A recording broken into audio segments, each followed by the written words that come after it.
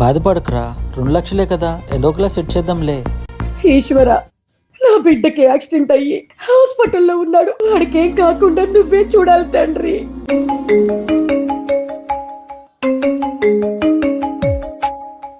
Hello, పక్కనే ఉన్నాను, చేస్తున్నానండి, పక్కనే ఉన్నాను.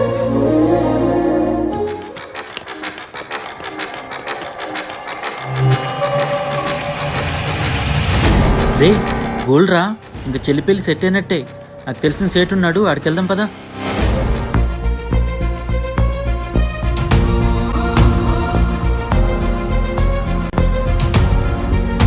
బాబు,